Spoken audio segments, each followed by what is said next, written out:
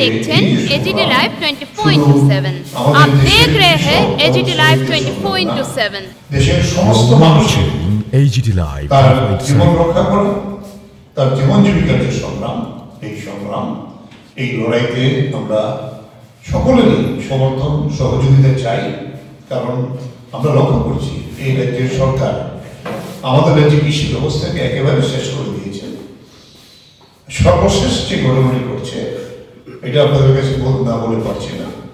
আমাদের রাজ্যে ভূমি সংস্কার আইনি আছে চা বাগান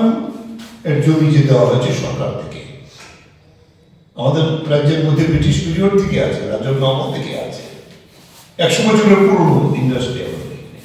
এবং ত্রিপুরা ভূমি সংস্কার আইনে এই জমি চা উৎপাদন ছাড়া অন্য কোনো কাজে ব্যবহার করা যাবে না বামপন্থী সরকারের সময়তে 2-1টি বাগান সেখানে রাবার করেছিল তার বিরুদ্ধে কেস হয়েছিল কেসে আমরা জয়লাভ করেছি এখন মালিকরা সুপ্রিম কোর্টে গেছে কিন্তু পাইনি কারণ আমাদের আইনে এটা আছে অ্যাসেম্বলিতে পাস করে যায় কিন্তু আজকে এই সরকার না বলে আপনারা হয়তো কালকেই দেখেছেন আমাদের রানীর বাজারের কাছে যে চা বাগানটি আছে নেকড়িপাড়া চা বাগান সেই বাগানে মালিকরা প্রাইভেট যারা মালিক তাদেরকে লিজ দিয়ে দিচ্ছে সেখানে সুপারির চারা সেখানে নারিকেলের চারা মানুষ লাগাচ্ছে শ্রমিকরা প্রতিবাদ করেছে মোহনপুর মহম্মদে বিভিন্ন জায়গাতে রাজ্য সরকারের একজন মন্ত্রী তিনি কি করে আইন ভাঙতে চান সেখানে নতুন একটি চাষ সরকার করছে সেটা পাম গাছ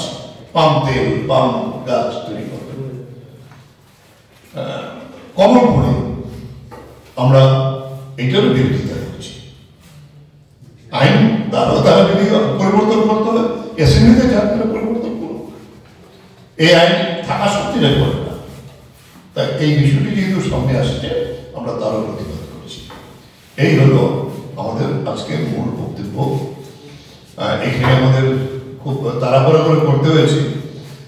সংযুক্ত মোর্চার বাকি সবাই আছে এমটি সংগঠন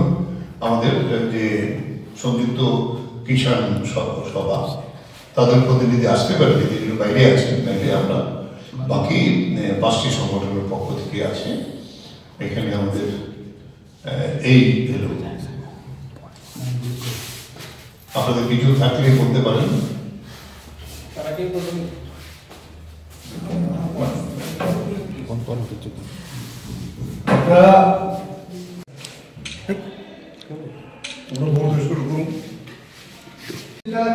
কৃষকরা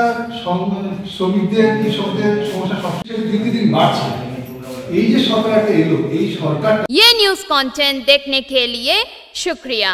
अगर आपका कोई सुझाव है तो हमें कमेंट कीजिए सब्सक्राइब कीजिए AGT live 24/7 Thanks for watching AGT Live 24/7.